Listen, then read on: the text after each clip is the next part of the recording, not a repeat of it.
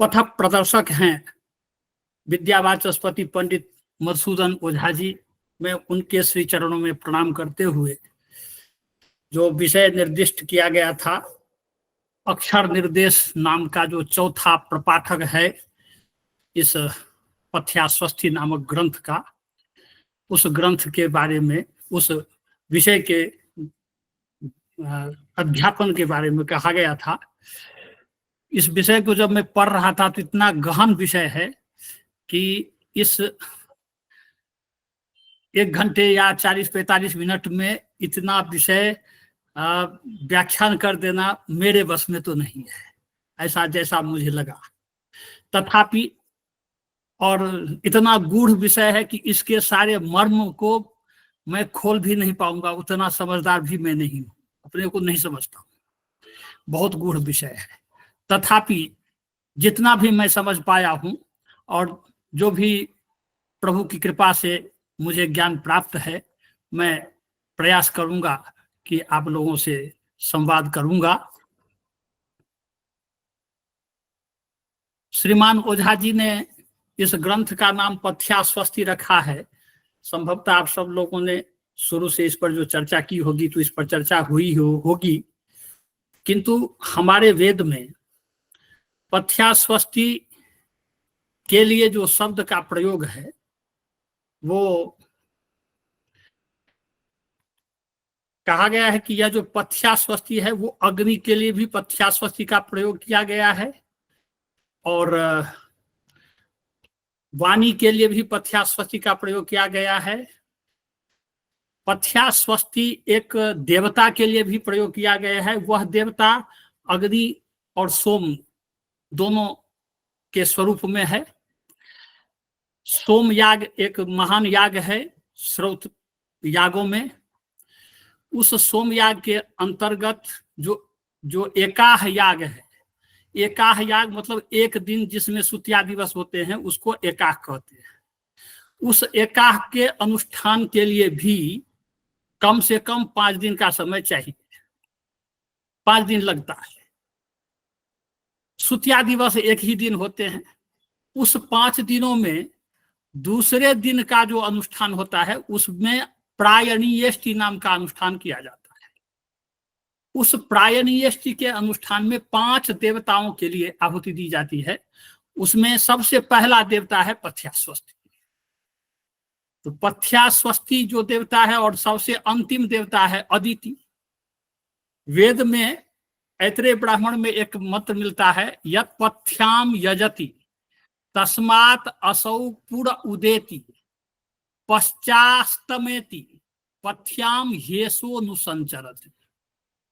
इस श्रौत वचन में पथ्या शब्द के द्वारा अदिति का बोध होता है, अर्थात पथ्या शब्द यहां अदिति के लिए प्रयुक्त हुआ है। और अदिति को वेद में कहा गया है कि इयं वै पृथ्वी अदिति, यह शतपथ ब्राह्मण का वाक्य है। दूसरी जगह कहा गया है सेयम अदिति ही देवानाम पत्नी, वह जो अदिति है वो देवताओं की पत्नी है। देवानाम माता, देवताओं की माता भी अदिति है। तो देवताओं की पत्नी अदिति है, देवताओं की माता अदिति है, और वह इस पृथ्वी को भी अदिति कहा गया है। यह पृथ्वी ही अदिति है। तो पृथ्वी को भी अदिति कहा गया, वह अदिति पथ्यास्वस्थि कही गई है। उस अदिति को पथ्यास्वस्थि के नाम से भी कहा गया है। तैत्तिरीय संहिता में एक वाक्य मिलता है, एक मंत्र मिलता है, पथ्याम स्वस्ति मयजन प्राचीमेव तया दिशम प्राजानन। इस मंत्र वाक्य के द्वारा पथ्यास्वस्थि का तात्पर्य है कि यहां से पूर्व दिशा से पथ्यास्वस्थि का संबंध इस मंत्र के द्वारा स्थापित किया गया है। कौशितकी ब्राह्मण में एक वचन प्राप्त होता है, सा पथ्यास्वस्थि ही उदीचीम दिशम प्राजानात। इस मंत्र वाक्य में पथ्यास्वस्थि का संबंध उत्तर दिशा से है। तो पूर्व की दिशा से भी संबंधित है, उत्तर की दिशा से भी संबंधित है, और कहीं कहीं और भी दिशाओं से संबंधित इसको पथ्यास्वस्ति को कहा गया है।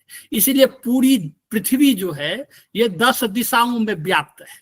पृथ्वी पर 10 दिशाएं हैं, 4 मूल दिशाएं, पूर्व पश्चिम उत्तर दक्षिण, 4 कोण दिशाएं, ईशान कोण, अग्नि कोण, नैऋत्य कोण और वायव्य कोण, और आकाश ऊपर की ओर और पाताल नीचे की ओर। ये 10 दिशाओं के बीच में यह पृथ्वी है। इसलिए इस अदिति का, इस पृथ्वी का 10 दिशाओं से संबंध है। सर्वा आशा मम मित्रम भवतु, ये अथर्ववेद में कहा गया है।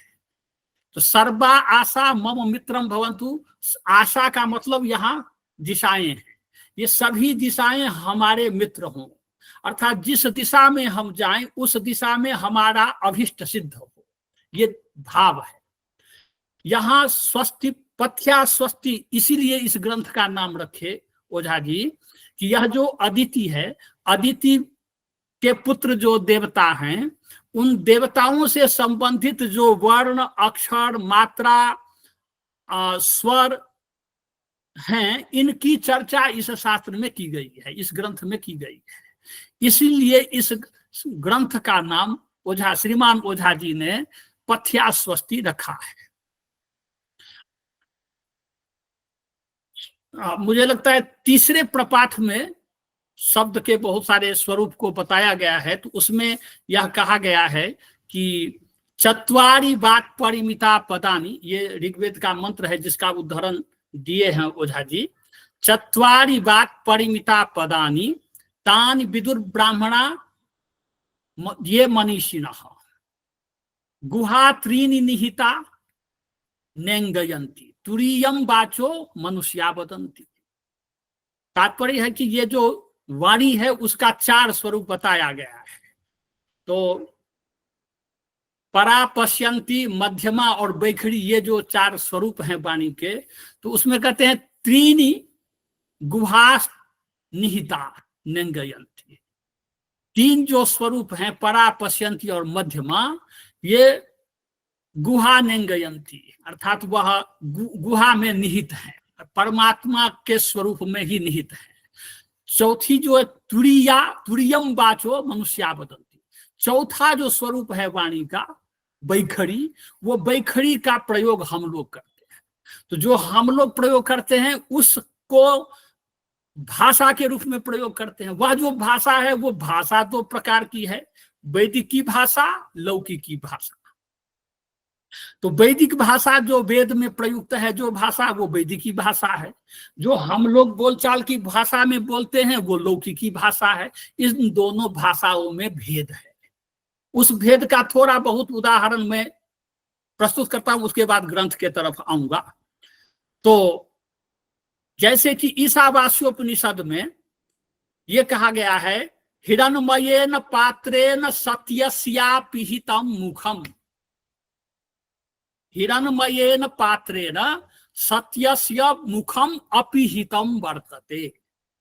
ये वैदिक भाषा है। वैदिक भाषा में अपिहितम, अपि उपसर्ग है और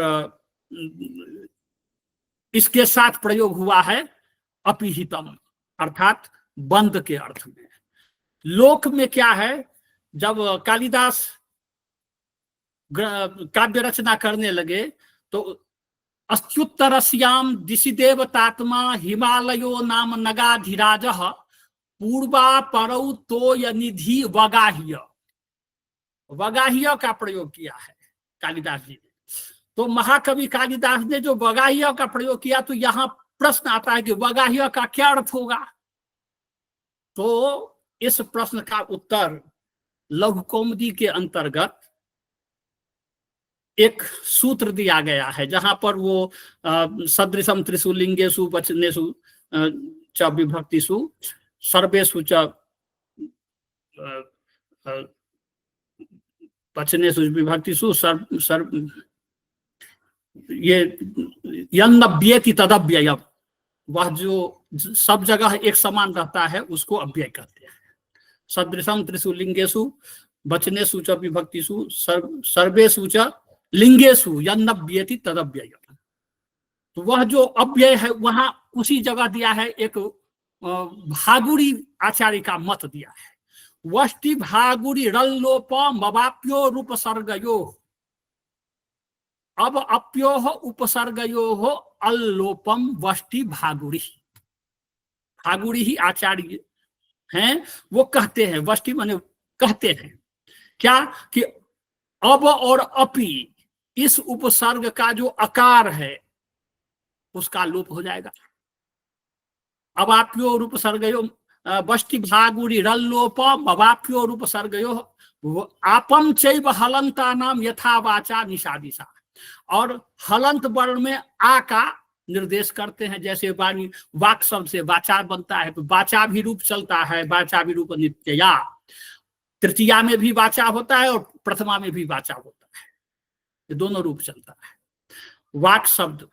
तो यहां वैदिक शब्द में अपिहितम शब्द प्रयोग हुआ है, अपि का जो अ है वो सन्नद्ध है, जुड़ा हुआ है, किंतु लोक में वगाह्य का प्रयोग हुआ, वहां अकार का लोप हुआ। यही लौकिक भाषा और वैदिक भाषा में ये थोड़ा सा अंतर है। इसके अतिरिक्त भी लेट लकार का प्रयोग वैदिक भाषा में होता है जो लौकिक भाषा में नहीं होता है। वैसे कुछ वैयाकरण आचार्य मानते हैं कि जो ये लिंग लकार है, विधिलिंग और आशीर लिंग, ये दोनों जो लिंग हैं ये ही लेट लकार हैं, ऐसा भी कुछ आचार्यों का कहना है। किंतु मैंने कहीं पढ़ा है कि केवल लेट लकार में 90 रूप बनते हैं, केवल लेट लकार में 90 रूप बनते हैं। यहाँ हमारे 10 लकार में एक धातु के 90 रूप बनते हैं, वहां केवल लेट लकार में एक धातु के 90 रूप बनते हैं, ये भी कहीं कहा गया। लेकिन मुझे कहीं इसका पूरा का पूरा उद्धरण नहीं मिला है, इसलिए मैं इस पर जोर पूर्वक कुछ नहीं कहूंगा। किंतु लेट लकार का प्रयोग वेद में, प्रयोग बाहुल्य वेद में दिखता है, ये सभी आचार्य इस बात से सहमत हैं। इस बात को लेकर के जो स्वर, वर्ण, अक्षर और मात्रा है, इसका जो शिक्षा शास्त्र का वचन है, उस वचन को प्रस्तुत करते हैं ओझा जी शुरू में अक्षर निर्देश नाम का जो चौथा प्रपाठक है उसमें, और वहां से शुरू करते हैं। यह स्वरो वर्णोक्षरम मात्रा तत्प्रयोगोर्थ एव च मंत्रम जिज्ञासमानेन वेदितव्यम पदे पदे वेदस्याध्ययनात् धर्मः संप्रदानात् तथा श्रुतेः वर्णसोक्षरसो ज्ञानात् विभक्ति पदसोपि च। यह जो श्लोक है, ये दोनों कारिकाएं हैं, ये शिक्षा ग्रंथ के हैं। शिक्षा संग्रह नाम का एक ग्रंथ है जो संपूर्णानंद से प्रकाशित है। उस शिक्षा ग्रंथ में अमरेश शिक्षा के अंतर्गत इस श्लोक का पाठ किया गया है, और ओझा जी ने उसी को कात्यायन का वचन कहा है कि इति कात्यायन स्मरणात्, इति कात्यायन स्मरणात् वर्णाक्षर ज्ञान पूर्वकम वेदार्थ ज्ञानम ब्राह्मणानाम अकारणम धर्मः।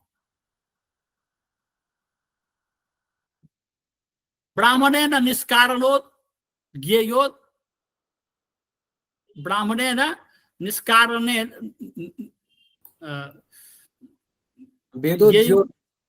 ध्येयो ज्ञेयः षडंगो वेदो ध्येयो ज्ञेयश्च, ब्राह्मणेन निष्कारणो धर्मः षडंगो वेदो ध्येयो ज्ञेयश्च।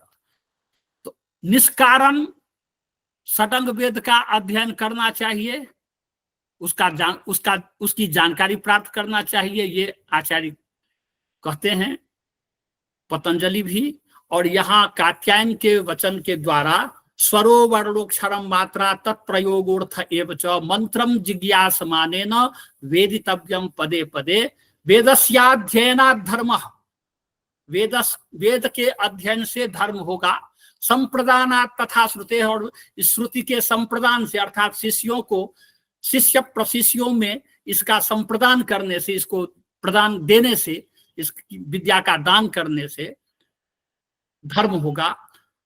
वर्णसोक्षरसो ज्ञानात्, इसका वर्ण और अक्षर के द्वारा, वर्ण और अक्षर में अंतर है, वो क्या अंतर है आगे जाकर के स्पष्ट करेंगे। वर्णसोक्षरसो ज्ञानात् विभक्ति पदसोपि च, विभक्ति और पद शब्द वर्ण क्या है, तो जैसे अभी चर्चा कर रहे थे हमारे कुलदीप जी आचार्य जी, स्वर वर्ण और व्यंजन वर्ण संधि की बात कर रहे थे। इससे पहले आपको इस वर्ण पर चर्चा हो चुकी होगी पूर्व कक्षाओं में। तो स्वर वर्ण और व्यंजन वर्ण, इन दोनों वर्णों के मेल से अक्षर बनता है, और उस अक्षरों के मेल से पद बनता है, पदों के समूह से शब्द बनता है, शब्दों के समूह से वाक्य बनता है। पद सैया अलग चीज है, शब्द साधन अलग चीज है। शब्दों की सिद्धि की जाती है और पदों की सैया की जाती है। पद की सैया से, पद से पाद बनता है और पद से शब्द बनता है। यद्यपि पद और शब्द में बहुत ज्यादा अंतर नहीं है, इसलिए पद को ही शब्द हम लोग समझ लेते हैं, किंतु पद में और शब्द में भी थोड़ा बहुत अंतर है, जो व्याकरण लोग इस बात पर ज्यादा स्पष्टीकरण कर सकेंगे। वह जो पद है, उस पदों के जो समूह है, उससे जो वाक्य बनता है, उस वाक्य से जो मंत्रों का निर्देश किया गया है, उसमें अक्षर और वर्ण ये सन्निहित हैं। तो वर्णसो अक्षरसो ज्ञानात् विभक्ति पदसो पिच, विभक्ति पद वर्ण और अक्षर, इनके ज्ञान के द्वारा वेद का अध्ययन और वेद का संप्रदान, यही धर्म है, ऐसा कहा गया। इस मंत्र को जानने के लिए वेदों का अध्ययन और वेद का अध्यापन आवश्यक है।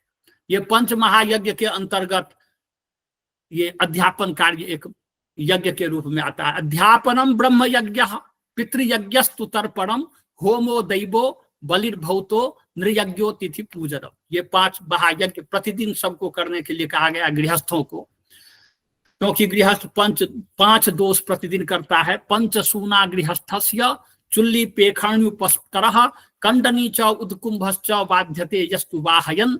ये 5 दोष करता है। उस 5 दोषों से निवृत्ति के लिए पंच महायज्ञ का, उसमें सबसे पहला महायज्ञ अध्यापनम ब्रह्म यज्ञ।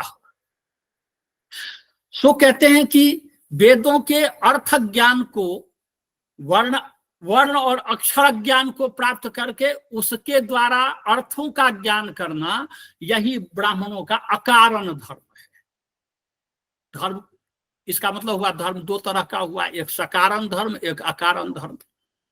बिना किसी कारण का धर्म करना और कारण से धर्म करना, किसी हेतु से धर्म का। जैसे अभी कुंभ लगा हुआ है तो सब लोग जा रहे हैं तो हम भी जाएंगे गंगा स्नान करने, कोई हेतु बना। किंतु अकारण किसी धर्म कार्य में लग जाना, वो अकारण धर्म होगा। ये जो मंत्रों के वर्ण अक्षर और अर्थों का स्मरण करते हुए, विभक्ति और पदों का ज्ञान करते हुए जो हम इसका अध्ययन और अध्यापन करेंगे, वो अकारण धर्म।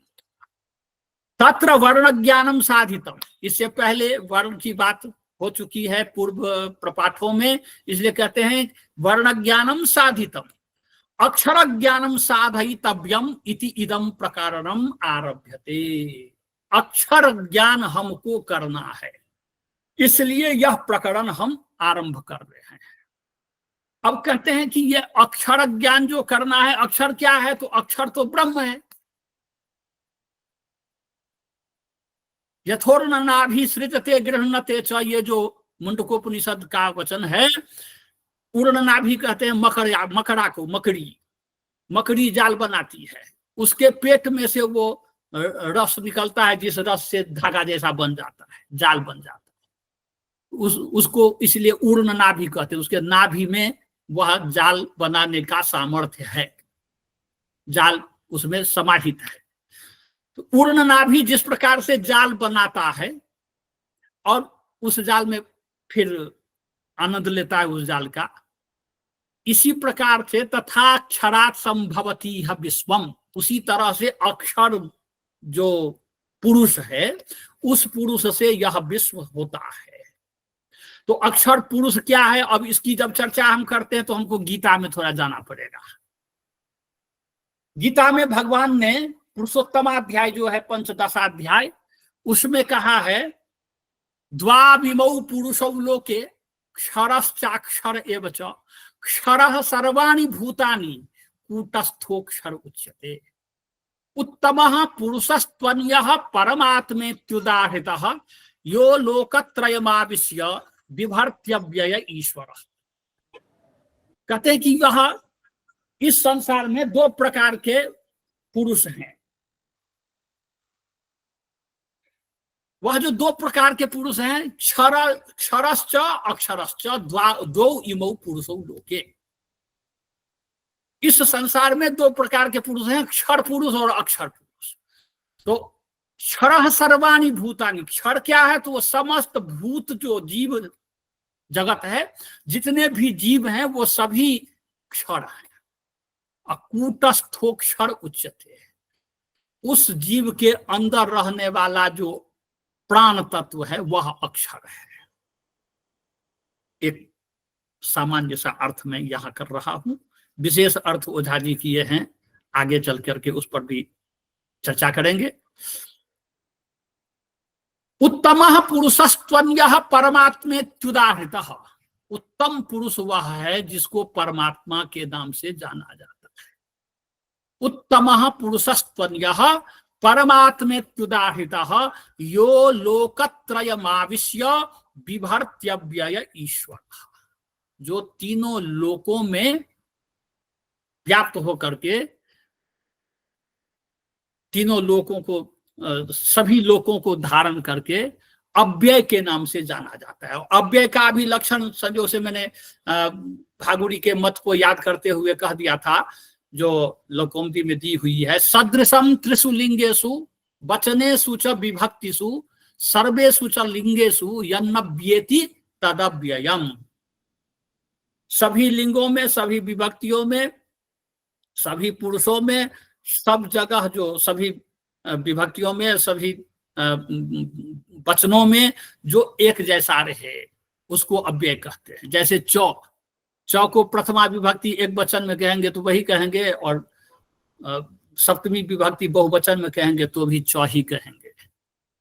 तो वह सभी जगह एक जैसा ही रहेगा, कहीं बदलेगा नहीं, उसमें कोई व्यय नहीं होगा। व्यय का मतलब जिसमें से कोई खर्च नहीं होता है, कुछ निकलता नहीं है, वह अव्यय है। उसको अव्यय कहा गया है, जिसमें से व्यय नहीं होता है। वह जो अव्यय है उसको परमात्मेत्युदाहृतः, परमात्मा इति उदाहृत है, परमात्मा के नाम से वो जाना जाता है। उसका उदाहरण हम परमात्मा के नाम से देते हैं। अब कहते हैं कि वह जो परमात्मा है अव्यय पुरुष, वह अव्यय पुरुष परमात्मा हो गया। क्षर पुरुष और अक्षर पुरुष ये दो पुरुष हुआ जिसका इस लोक से संबंध है, और अव्यय पुरुष जिसको परमात्मा कहते हैं वो परलोक में रहता है। इस लोक से जो भिन्न लोक है उस लोक में वह अव्यय पुरुष रहता है। और इन तीनों पुरुषों की कलाओं की बात की गई है। इन तीनों पुरुषों की भी 5-5 कलाएं हैं। उन 5-5 कलाओं की चर्चा करते हुए विज्ञान विद्युत आदि ग्रंथ में ओझा जी ने विस्तार से इसको बताया है कि क्षर पुरुष की जो 5 कलाएं हैं वो है कारण शरीर, सूक्ष्म शरीर, स्थूल शरीर, प्रजा और वित्त। ये 5 कलाएं क्षर पुरुष की कही गई हैं। ब्रह्मा, विष्णु, इंद्र, अग्नि और सोम, ये 5 कला अक्षर पुरुष के कहे गए हैं।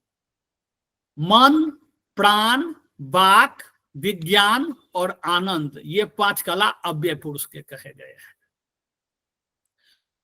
तो 5 कला क्षर पुरुष के, 5 कला अक्षर पुरुष की, और 5 ही कला अव्यय पुरुष की हैं। ये सभी पुरुष, तीनों पुरुष, क्षर, अक्षर और अव्यय, ये तीनों पुरुष कला से युक्त हैं, अर्थात सकल हैं। अब एक ब्रह्म है जिसको हम निष्कल कहते हैं, उसी को हम निरंजन कहते हैं। उसके बारे में कहते हुए ओझा जी विज्ञान विद्युत ग्रंथ में इस पर बहुत चर्चा किए हैं, ब्रह्म सिद्धांत में भी इस पर बहुत चर्चा किए हैं। तो ओझा जी उस संबंध में कहते हैं कि यह जो पुरुष है क्षर, अक्षर, अव्यय, यह पुरुष है। और इससे पहले हम यदि चलें तो वो जिसको हम ब्रह्म के नाम से जानते हैं, उस ब्रह्म को 4 पैर वाला कहा गया है, चतुष्पाद ब्रह्म है। इस बात को पुरुष सूक्त में कहा गया है, त्रिपादूर्ध्व उदय पुरुषः पादोस्येहा भवत् पुनः ततो त्वं विक्रामत् शासना नसने अभि। त्रिपाद ऊर्ध्वम उदय पुरुषः, वह पुरुष 3 पैर लेकर ऊपर बैठा है। पादः अस्य इह अभवत्, यह अस्मिन् लोके अभवत् एकः पादः, 3 पैर ऊपर है और 1 पैर यहाँ है जो इस लोक में है। इसलिए इस लोक को, जो इस सृष्टि को एक पदी सृष्टि करते हैं। परमात्मा के एक पद से इस लोक की सृष्टि हुई है। तो एक पदी सृष्टि इसको इसीलिए कही गई है कि वह एतावानस्य महिमा तो ज्यायांश पूरुषः, एतावान अस्य महिमा अतो ज्यायांश पूरुषः, इससे भी उसकी महिमा बड़ी है, जिसको कहना सबके बस में नहीं है। तथापि वेद में बहुत बातें कही गई, फिर भी नेति नेति कह वेद उचारें। सब कुछ कहने के बाद भी चरई वेति ऐतरेय ब्राह्मण में कहा गया। चलते रहिए, आगे बढ़ते रहिए, बहुत कुछ मिलेगा। ब्रह्म वनम ब्रह्म स वृक्ष आस यतो द्यावा पृथ्वी निष्ठ तक्षु इत्यादि। तो वह जो ब्रह्म है अव्यय पुरुष, वह पुरुष है। पुरुष किसको कहते हैं? तो कहते हैं पूरी शेते इति पुरुषः, पूरी तिष्ठति इति पुरुषः, पूर्व में रहता है इसलिए उसको पुरुष कहते हैं। तो पूर्व क्या है भाई? तो सत्पर ब्राह्मण में कहा गया है इमे वै लोका पू, ये जो लोक है इसको पू कहते हैं। और उस पू में वह परमात्मा रहता है। तत्सृष्ट्वा तदेवानुप्राविशत्, तैत्तिरीय उपनिषद के मुताबिक इस संसार को बनाया और उसको बना करके उसमें स्वयं प्रविष्ट हो गया। तो जो संसार को बनाने वाला परमात्मा है, वह संसार को बनाने के बाद उसमें घुस गया। जैसे कुंभकार घड़ा बनाया और उस घड़े में खुद घुस गया। अब खुद घुसा कि नहीं घुसा, लेकिन उसका मन तो उसमें जरूर घुसा है। इसी प्रकार परमात्मा सूक्ष्म भाव से इस संसार में घुसे हुए हैं। वह जो घुसे हुए हैं वही हमारे शरीर के अंदर प्राण के नाम से जाने जाते हैं, उसको हम प्राण कहते हैं। वह प्राण जब तक हमारे इस शरीर में रहता है तब तक हमारा सब शरीर का हर अंग कार्य करता है। और जिस दिन वो प्राण निकल जाता है, जब वह प्राण इस शरीर को छोड़ देता है, तो यह शरीर निष्क्रिय हो जाता है। वह जो प्राण तत्व है वह पुरुष है। और वह पुरुष 3 प्रकार का कहा गया, क्षर पुरुष, अक्षर पुरुष और अव्यय पुरुष। तो पूरमिति प्रथमः पादः, उस परमात्मा का जो 4 पाद कहा गया, उस 4 पाद में पहला पाद है पूर्व। पूर्व माने यह संसार सृष्टि। और पुरुषः द्वितीयः पादः, पुरुष जो है वो दूसरा चरण है, दूसरा पाद है उस ब्रह्म का। वह पुरुष 3 हो गया, क्षर पुरुष, अक्षर पुरुष और अव्यय पुरुष। ये तीनों पुरुष कला सहित हैं। 5-5 कलाएं इन तीनों पुरुष के हैं, इसलिए 5-10 कला से युक्त हो गए। अब उपनिषदों में कहा गया है षोडश कलो ब्रह्म, षोडश कलम ब्रह्म व्यर्थ भरद्वाज, ये तीनों उपनिषद में कहा गया है। षोडश कला वाले ब्रह्म को जानो हे भरद्वाज। भरद्वाज नारद का संवाद है, उसमें भरद्वाज को कहते हैं कि हे भरद्वाज 16 कला वाले ब्रह्म को आप जानो। अब 15 कला तक की बात हम कर लिए हैं, 16वां कला जो करना है तो कहते हैं कि परात अपि परः परात पर। यह जो हमारा अव्यय पुरुष है उसको हमने परमात्मा कहा है। तो परात अपि परः, पर से भी जो पर है वो परात पर है। तो तीसरा पाद हो गया इस ब्रह्म का परात पर। उस परात पर में इस पर ब्रह्म तक क्षर, अक्षर और पर अव्यय, क्षर, अक्षर, अव्यय और तीनों के जो 5-5 कलाएं हैं, 15 कलाएं, ये 15 कलाएं इस परात पर में सन्निविष्ट हैं। कैसे हैं? इस बात को कहते हुए उपनिषद श्रुति कहती है यथा नद्यः स्यन्दमानाः समुद्रे अस्तं गच्छन्ति तथा विद्वान नाम रूपाद विमुक्तः परात् परम पुरुष उपैति दिव्यम। जिस प्रकार से नदियां बहती हुई अपने नाम और रूप को त्याग कर सागर में विलीन हो जाती हैं, उसी प्रकार से इस संसार के लोग नाम रूप से विहीन होकर उस परात्पर पुरुष में सन्निहित हो जाते हैं, प्रविष्ट हो जाते हैं, चले जाते हैं। अब इस बात को जब हम देखते हैं तो परात्पर पुरुष इन तीनों पुरुष से भिन्न अवश्य है, यह सिद्ध होता है। और वह पर से भी पर है, इसलिए परात्पर कहते हैं। परात अपि परः, परात परः, सूक्ष्म से भी सूक्ष्म है। परम पुरुष जो है अत्यंत सूक्ष्म है। जैसे क्षर पुरुष है, क्षर मतलब देह दिखाई देने वाला, दृश्यमान, छूने वाला, जिसको छू करके जान सकते हैं। किंतु अक्षर पुरुष दिखाई नहीं देता है, उससे सूक्ष्म है क्षर से। और अक्षर से भी सूक्ष्म है परम पुरुष, जो अव्यय पुरुष के नाम से जाना गया है। और अव्यय पुरुष से भी सूक्ष्म वह परात्पर पुरुष है। यह परात्पर ब्रह्म का तीसरा चरण हुआ, तीसरा पाद हुआ। चौथा पाद जो है उसका वर्णन करना बड़ा कठिन है। इसलिए न सम विदन्ति न तम वेदा, जिसको वेद भी नहीं जानते, जिसको ब्रह्मा विष्णु आदि भी नहीं जान पाते, जिसमें कोई कला है ही नहीं, निष्कल तो हमारा परात्पर ब्रह्म ही हो गया, क्योंकि ये 15 कलाएं उसमें सन्निविष्ट हैं, एक उसको गिन लेते हैं, इसलिए 16 कला परिपूर्ण हो गया। किंतु वह जो है ये परात्पर, ये असीम कहा गया है। बाकी ये तीनों पुरुष ससीम हैं। पर क्षर अक्षर अव्यय ये ससीम हैं, परात्पर असीम है, उसकी कोई सीमा नहीं है। और जो चौथा चरण है वो है, उसमें कोई विशेषता नहीं है, कोई लक्षण नहीं है। कैसे उसको बताएं ये कहना कठिन है, उसके विषय में कुछ कहना कठिन है, इसलिए वो निर्विशेष है, उसमें कोई विशेषता नहीं है।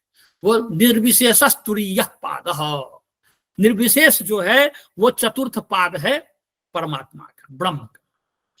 तो इस प्रकार से अक्षर पुरुष के संबंध में यहां इस अक्षर को स्थापित किया गया है। जो वर्ण अक्षर है, उस वर्ण अक्षर को ओझा जी ने उस अक्षर पुरुष के साथ तादात्म्य बैठाते हुए अपना यह ग्रंथ हम लोगों के लिए प्रसाद रूप में प्रस्तुत किए हैं, जिसका पाठ हम लोग कर रहे हैं। कहते हैं ब्रह्म जानानो ब्राह्मणो भवति, जो ब्रह्म को जानता है वो ब्राह्मण होता है। तो ब्रह्म को जानता है वो ब्राह्मण। ब्रह्म क्या है? क्षर ब्रह्म, अक्षर ब्रह्म, अव्यय ब्रह्म, परात्पर ब्रह्म, निर्विशेष ब्रह्म, पूर्ण ब्रह्म। पूर्ण से शुरू करेंगे, पहला पाद भी ब्रह्म है। ब्रह्म का, जैसे हम मनुष्य हैं तो हमारी उंगली भी मनुष्य है, हमारे नाखून भी मनुष्य हैं, हमारे केस भी मनुष्य हैं, हर रोम मनुष्य है, हर तत्व मनुष्य है, हर तत्व से हम मनुष्य के रूप में जाने जाते हैं। इसी प्रकार से वह जो ब्रह्म है, उसका पहला पाद से लेकर के चौथा पाद तक सभी पाद ब्रह्म है।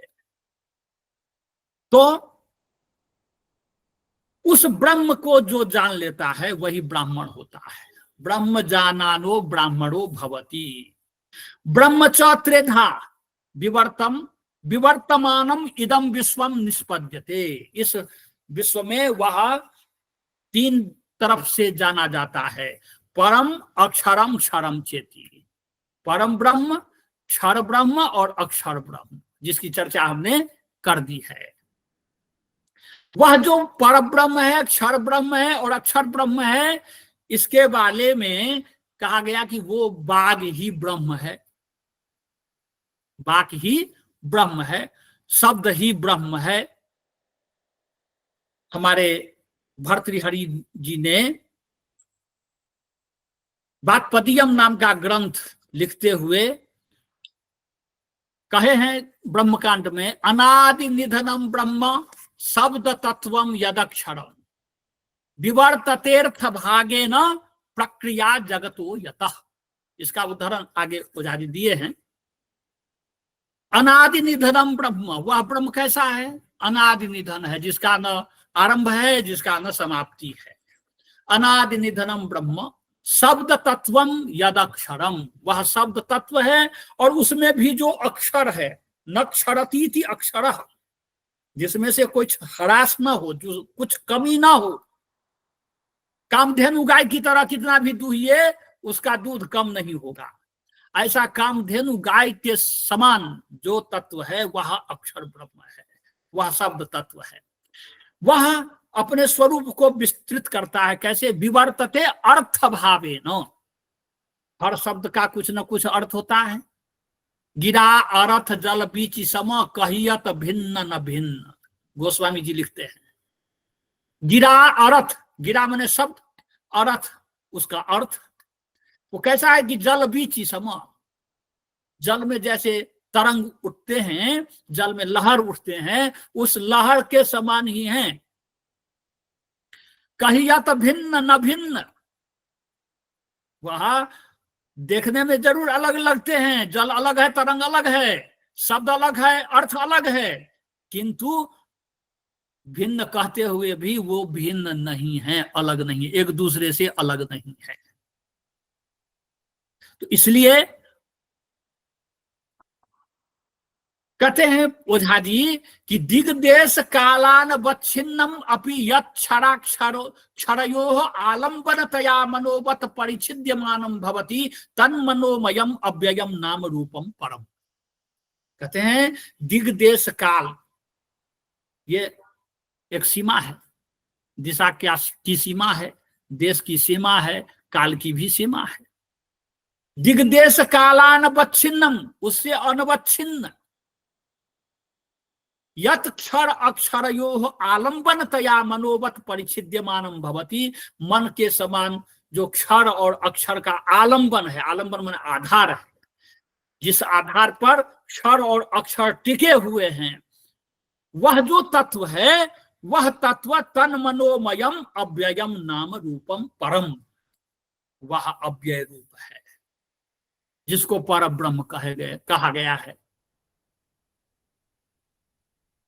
उत्तम पुरुषस्त्वन्यः परमात्मेत्युदाहृतः यो लोकत्रयमाविश्य बिभर्त्य व्यय ईश्वर, गीता के अनुसार वह पर ब्रह्म कहा गया है। तच्चीयमानं सन्मनश्च भवति प्राणश्च वाक्च, वह जो परम ब्रह्म है वह मन के साथ जुड़ता हुआ, मन के स्वरूप में रहता हुआ प्राण और वाक से युक्त होता है। अब प्राण और वाक और मन, ये जो तीन तत्व हैं, इनकी चर्चा हुई तो मुझे एक मंत्र याद आ रहा है शुक्ल यजुर्वेद के, शुक्ल यजुर्वेद माध्यन्तिन संहिता के 36वें अध्याय का पहला मंत्र, ऋचम वाचम प्रपद्ये मनोजजुः साम प्राणम प्रपद्ये। ऋचम वाचम प्रपद्ये, ऋग्वेद को वाक स्वरूप कहा गया है। मनोजजुः, यजुर्वेद को मन स्वरूप कहा गया है। साम प्राणम प्रपद्ये, सामवेद को प्राण स्वरूप कहा गया है। तो यदि मनोमय अव्यय है तो यह अव्यय यजुर्वेद है। यदि वांग्मय क्षर है तो वह ऋग्वेद स्वरूप है। यदि प्राणमय अक्षर है तो वह सामवेद स्वरूप है। इसी बात को गोपथ ब्राह्मण में कहा गया है, वेदै रसून्यैस्त्रिभिरेति सूर्यः, ऋग्भिः पूर्वाह्ने दिविदेव ईयते। ऋग्वेद के द्वारा सूर्य भगवान पूर्व में उदित होते हैं। यजुर्वेदे तिष्ठति मध्य अह्नः, मध्याह्न के समय में यजुर्वेद के साथ भगवान सूर्यदेव प्रकाशित होते हैं आकाश के बीच में, मध्याह्न काल में आकाश के बीच में। और सामवेदे नास्तमये महीयते, सामवेद के द्वारा अस्ताचल की ओर जाते हुए सूर्य भगवान सामवेद के साथ रहते हैं। इस प्रकार से वेदै रसून्यैस्त्रिभिरेति सूर्यः, वह सूर्य भगवान उदयाचल से अस्ताचल की ओर जो अपनी यात्रा करते हैं वो वेद से कभी खाली नहीं रहते, तीनों वेदों के साथ रहते हैं। इसलिए त्रयी विद्या कहा गया है। ऋग विद्या, यजुर्विद्या, साम विद्या, ये 3 विद्याएं हैं। और यही मन, वाणी और प्राण स्वरूप हैं। यही क्षर अक्षर अव्यय रूप हैं। यही पर ब्रह्म है। इसलिए मैत्रायणी उपनिषद में कहा गया है, द्वे ब्रह्मणि वेदितव्ये शब्द ब्रह्म परम चयत शाब्द ब्रह्मणि निष्णातः पर ब्रह्माधिगच्छति। इस संसार में 2 ब्रह्म समझना चाहिए, शब्द ब्रह्म और पर ब्रह्म। तो पर ब्रह्म के रूप में क्षर अक्षर अव्यय परात्पर इत्यादि की चर्चा की गई। और शब्द ब्रह्म जो है वो वेद वाक्य, वो वेद वाक्य भी ब्रह्म है। किस प्रकार थे? तो ऋतम वाचम प्रपद्ये मनो जजुः साम प्राणम प्रपद्ये। इस बात को यदि हम जोड़ते हैं तो क्षर अक्षर अव्यय रूप जो परमात्मा है, उस परमात्मा के स्वरूप में यह वेद, तीनों वेद हैं उपस्थित हमारे सामने। तो साक्षात उस परमात्मा का तो हम केवल अनुभव मात्र कर सकते हैं, किंतु वेद तो हमारे सामने अभी टेक्स्ट बुक के रूप में, ग्रंथ के रूप में उपलब्ध है। इसलिए वेद को हम परमात्मा मान करके उनकी सेवा करें, उनका अध्ययन करें, उनका अध्यापन करें। यही हम लोगों का मुख्य कर्तव्य है। उसी से हमारा कल्याण होगा। यही हमारा प्रमुख धर्म है। यही बात ओझा जी कह रहे हैं। सो कहते हैं कि तत्र अस्मिन् मनोमये अव्यये अवलंबितम प्राणमयम क्षर संचालकम कूटस्थम अक्षरम। इस मनोमय अव्यय में ये जो प्राणमय क्षर और कूटस्थ जो अक्षर वांग्मय, ये सब जो जुड़े हुए हैं, सो इसके अवलंबन पर हैं। इसी के आधार पर मनोमय जो अव्यय है, उस अव्यय के आधार पर ये सब टिके हुए हैं। तद अवलंबितम वांग्मयम अशेषम इदम भूत जातम क्षरम। उसी पर टिका हुआ यह समस्त संसार है, जिसको हम क्षर संसार कहते हैं। क्षरः सर्वाणि भूतानि, जितने भी जीव हैं, 84 लाख योनि है इन जीवों की। स्थावरम विंशतिर्लक्षम जलजम नवलक्षकम कौर्मम च रौद्र लक्षम स्यात् 10 लक्षम तु पक्षिणाम 30 लक्षम पशूनाम तु 4 लक्षम च वानरान ततो मनुष्यता प्राप्ति ततः कर्माणि साधयेत्। स्थावर के 20 लाख योनियां हैं। जलजम नवलक्षकम, जलज, जल से उत्पन्न होने वाले घोघाचितवा शंखादि, ये 9 लाख योनि है। तो 20 9 29 हुआ। कौर्मम च रौद्र लक्षम च्यात, कूर्म कछुआ आदि जो हैं, जिसके ऊपर कवच बने होते हैं, वो सब 11 लाख योनियां हैं उनकी। कौर्मम च रौद्र लक्षम स्यात् 10 लक्षम तो पक्षी नाम, 10 लाख योनि पक्षियों की है। तो 29 11 40 और 10 50। 63 लक्षम पशुनाम तु 30 लाख योनि पशुओं की है। 50 30 80 और 4 लक्षम च बानरान, 4 लाख योनि बांदरों की है। 80 4 84, ये 84 लाख योनि जो है वो त्रियग योनि है। ततो मनुष्यता प्राप्ति, मनुष्य त्रियग योनि में नहीं है, ये अधम योनि में नहीं है। मनुष्य उत्तम योनि में आता है। मनुष्य में यह गुण है, परमात्मा ने ऐसा गुण दिया है कि इसका सिर उन्नत है। त्रियग योनि में जितने भी जीव हैं, सबके सिर झुके हुए हैं। यही पहचान है त्रियग योनि की। मनुष्य का सिर उन्नत है, इसका मतलब है वो त्रियग योनि से ऊपर है। ततो मनुष्यता प्राप्ति, इस 84 लाख योनि के बाद मनुष्यता की प्राप्ति। ततः कर्माणि साधि, उसके बाद आपके कर्म पर निर्भर करेगा कि आप उत्तम योनि में जाएंगे कि त्रियग योनि में जाएंगे। उत्तम या अधम, 2 तरफ जाने की है, दोनों तरफ रास्ता है। मनुष्य के लिए दोनों तरफ रास्ता है, ऊपर भी जा सकता है, नीचे भी। ऊपर जाएगा कि नीचे जाएगा, वो उसका कर्म निर्धारित करेगा। तो ये जो क्षर पुरुष है, यह क्षर पुरुष वांग्मय, यह वांग्मय उसी पर अवलंबित है, अक्षर पुरुष पर अवलंबित है। और अक्षर पुरुष अव्यय पुरुष पर अवलंबित है। क्रमशः ये तीनों एक दूसरे के साथ जुड़े हुए हैं। अगर अव्यय पुरुष नहीं होगा तो अक्षर पुरुष की सत्ता नहीं होगी, अगर अक्षर पुरुष नहीं होगा तो क्षर पुरुष की सत्ता नहीं होगी। ये तीनों एक दूसरे से एकदम संबंधित हैं, जुड़े हुए हैं, अविनाभाव संबंध है। सो कहते हैं नैतेभ्यो अतिरिच्यते किंचित, इन तीनों पुरुषों के बाद इस संसार में कुछ बचता ही नहीं है। इस संसार में उसके बाद और कुछ नहीं बचता है। नेतेभ्यो अतिरिच्यते किंचित त्रयोपि एते पुरुषा एकः पुरुषः। ये तीनों पुरुष मिल करके एक पुरुष है, इसलिए पुरुषः द्वितीयो पुरुषो द्वितीय पादः, इसलिए कहा गया कि परमात्मा के जो 4 पाद हैं उसमें से पहला हुआ पुरमिति प्रथमः पादः, पुरुषो द्वितीय पादः, दूसरा चरण ये पुरुष है। और यह तीनों पुरुष मिलकर के एक पुरुष है।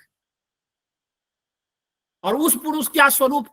सहस्र शीर्षा पुरुषा सहस्राक्ष सहस्रपाद स भूमि गुण सर्वतस्पृत्वात्यतिष्ठत् दशांगुलम इत्यादि कहा गया है।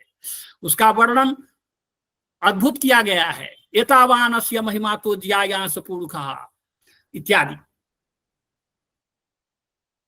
विराट पुरुष की चर्चा जब करते हैं तो नाभ्या आसीद अंतरिक्ष शीर्षो द्यौः समवर्तत पद्भ्याम भूमृत दिशा श्रोत्रा तथा लोका अकल्पयन्न। जिसका सिर द्युलोक है, नाभि अंतरिक्ष लोक है और पैर पृथ्वी लोक है। ये तीनों लोकों में वही पुरुष विद्यमान है जो वामन रूप धारण करके आए थे और विराट रूप धारण किए। तो कैसा बन रहे? तो नाभ्या आसीत अंतरिक्षम शीर्षो द्यौः समवर्तत पद्भ्याम भूमि, ऐसा स्वरूप हो गया उनका विराट। सो ये तीनों पुरुष मिलकर के एक पुरुष हैं। सो विशुद्ध आत्मा वा विग्रहवान आत्मा वा, वह विशुद्ध आत्मा है, विग्रहवान अर्थात विग्रह माने शरीरधारी आत्मा के रूप में भी प्रस्तुत होता है। अनेकैर विग्रह बद भी कृतः स्कंधो वा सौ पुरुष एव इदम सर्वम यद्भूतम यच्च भाव्यम। पुरुष सूक्त में कहा गया है पुरुष एवेदगुण सर्वम यद्भूतम यच्च भाव्यम उतामृतत्वस्य सानो जदन्नेना तिरोहति। वही पुरुष जो भूत अर्थात जो बीत गया उसमें भी था, जो वर्तमान है उसमें भी है, जो आगे होगा भाव्यम होने वाला है भविष्य, उसमें भी वही पुरुष है। त्रिकाल में वही पुरुष रहेगा। सो एकैकः पुरुषो मनोमयः प्राणमयो वांगमय प्रतिपद्यते। वह एक एक पुरुष मनोमय, प्राणमय और वांगमय कहा जाता है। मनोमय अव्यय पुरुष है, प्राणमय अक्षर पुरुष है और वांगमय क्षर पुरुष है। इसलिए वाक को अक्षर कहते हैं। इसीलिए कहा गया वागे वेदम सर्वम, ये ऐतरेय आरण्यक में कहा गया है। वाक एव इदम सर्वम, वाणी से ही ये संसार। वेद शब्देभ्य एवादौ पृथक संस्था चंद्रमा में, ये मनुस्मृति में भगवान मनु ने कहा है। वेद शब्देभ्य एव आदौ, आदौ सृष्टि के आरंभ में वेद शब्द के द्वारा ही पृथक संस्था चंद्रमा में अनेक अनेक संस्थाएं बनाई गई। ये सारी सृष्टियां हुई वेद शब्द के द्वारा ही। वह जो वेद शब्द है वो क्या है? ओंकार। ओंकार जो है वो संसार का पहला शब्द है, पहला प्रथम वाणी है इस संसार का। इसीलिए वागे वेदम सर्वम, उस ओंकार में यह समस्त संसार व्याप्त है। ओंकार में, ओंकार एक शब्द है, अक्षर है।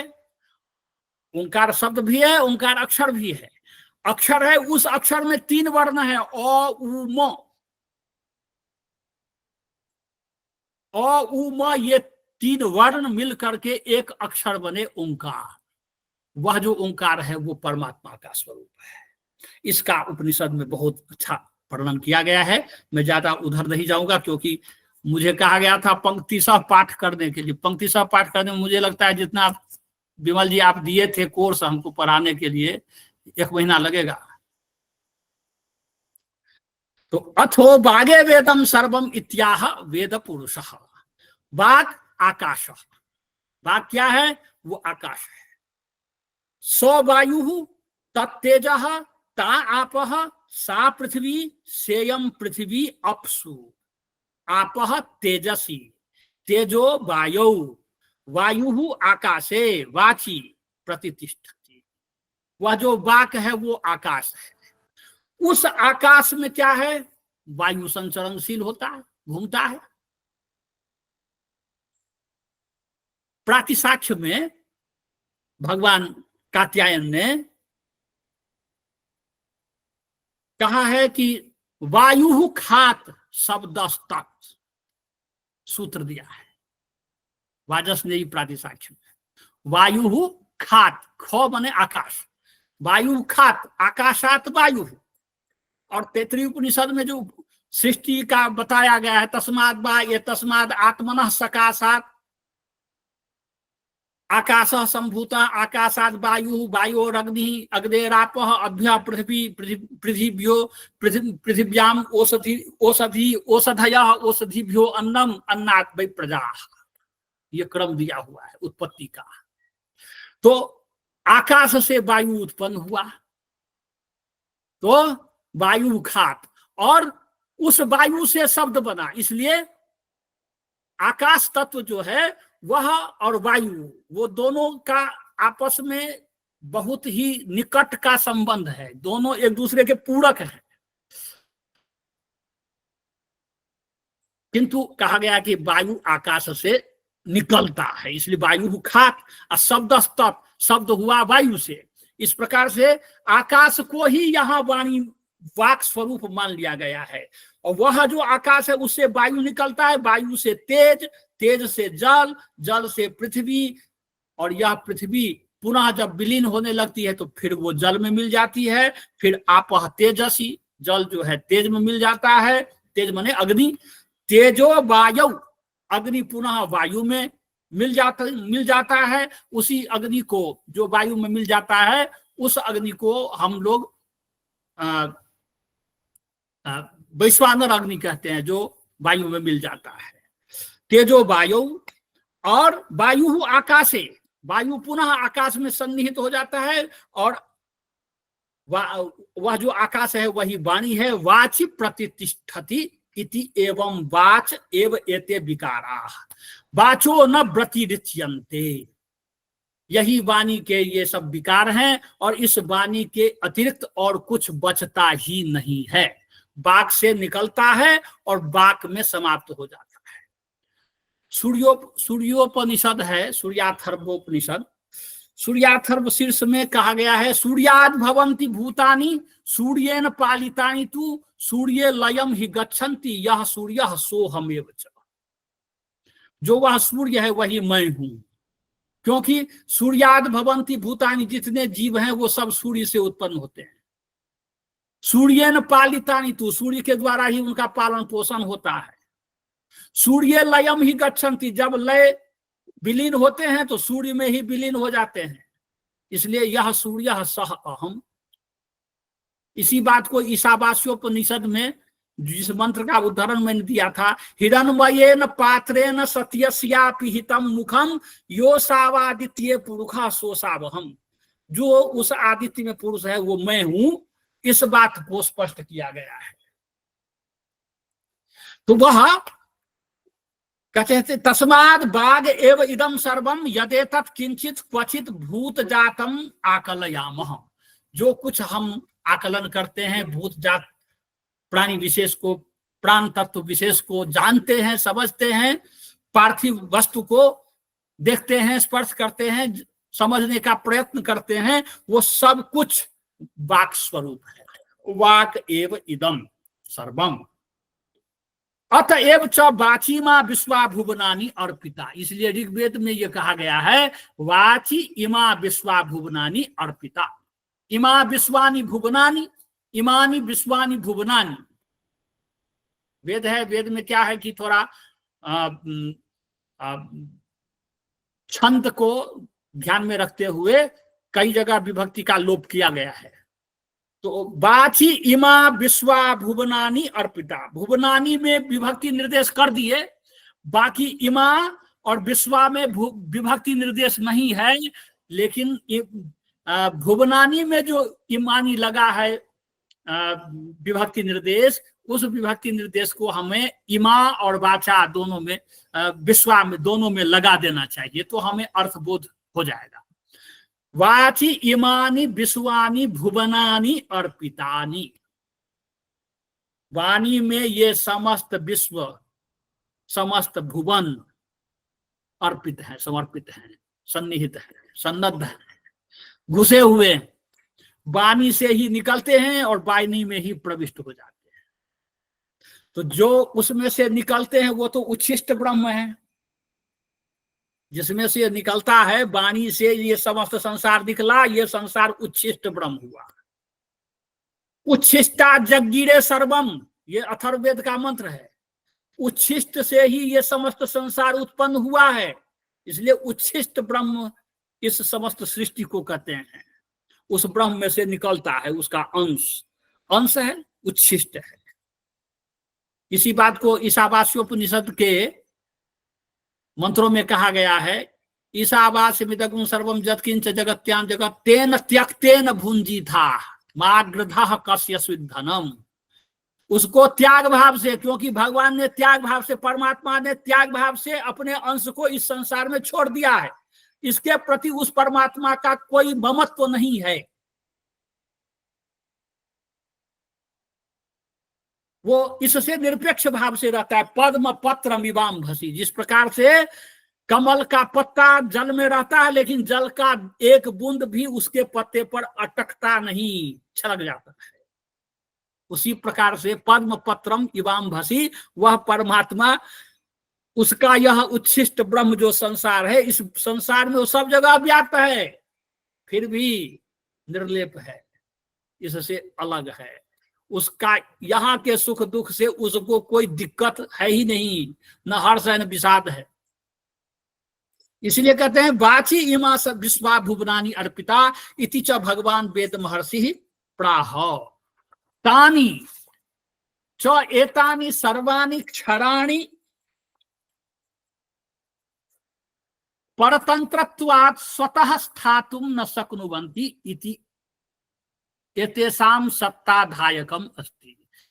तानि च एतानि सर्वाणि क्षराणि, वे जितने भी क्षर हैं, क्षर माने क्षरणशील, जितने भी भूत हैं, जितने भी जीव जगत हैं, जितने भी जीव हैं, 84 लाख योनि तिर्यक और उत्तम योनि, मनुष्य योनि आदि सभी योनि मिलाकर, सो वो सब जीव हैं।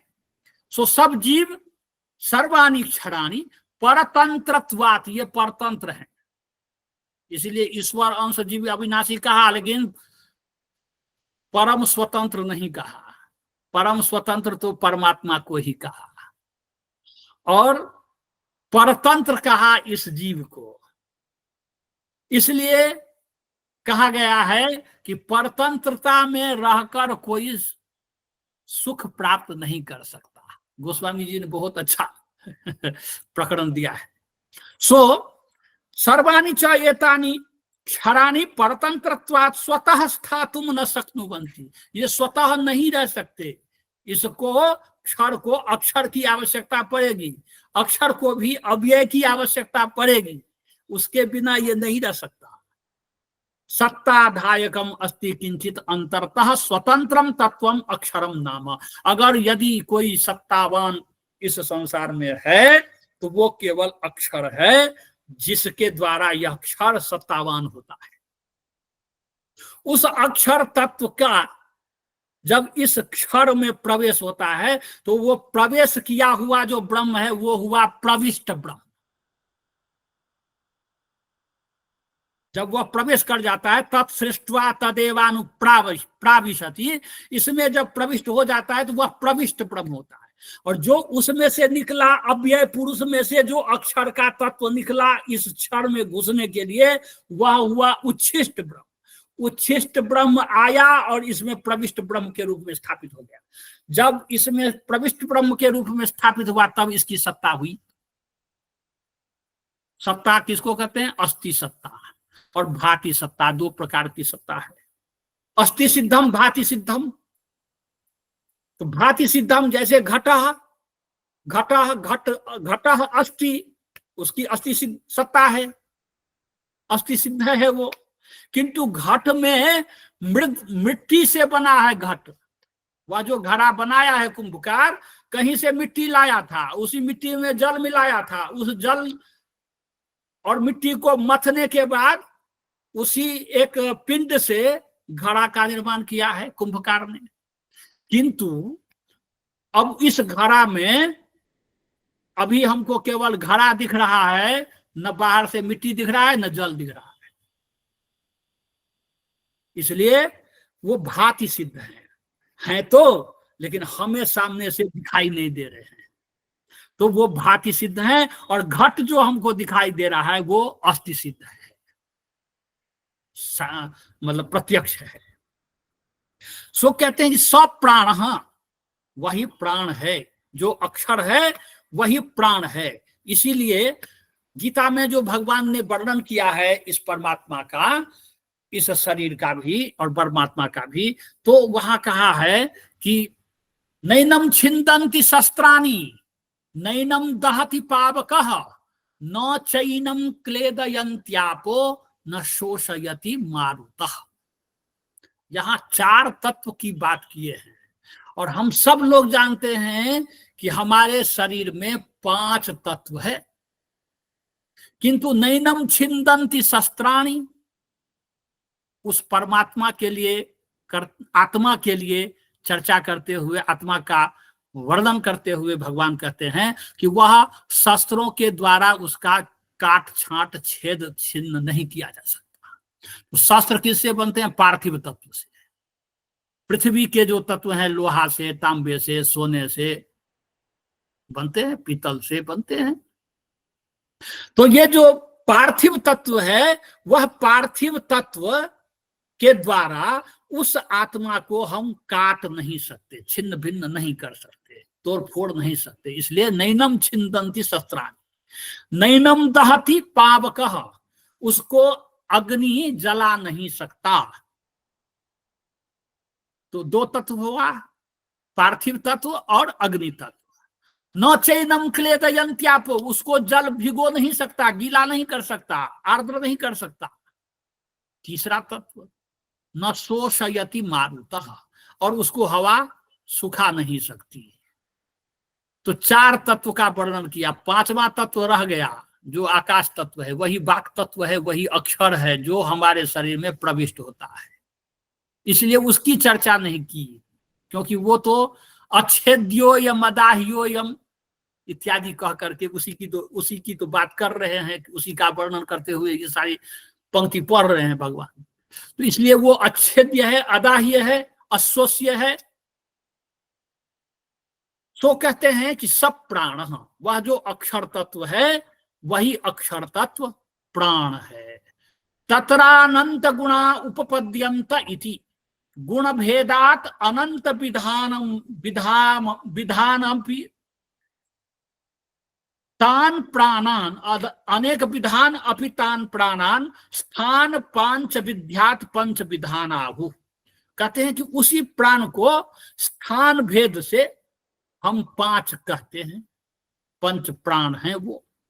तो इमे पंच अक्षरा श्रूयन्ते, उसी पंच प्राण को हम 5 अक्षर कहते हैं, अक्षर के 5 विवर्त उसको कह देते हैं।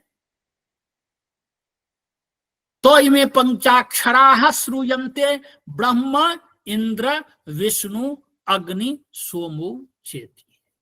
वही जो ब्रह्मा, इंद्र, विष्णु, अग्नि और सोम है, ये जो अव्यय पुरुष के 5 हमने कला बताई थी, वो 5 कलाओं की बात कर रहे हैं कि एभ्य एव तु पंचभ्यः अक्षरेभ्यः सर्वाणि वाङ्मयानि एतानि क्षराणि भूत जातानि जायन्ते। या जो अक्षर की 5 कलाएं हैं,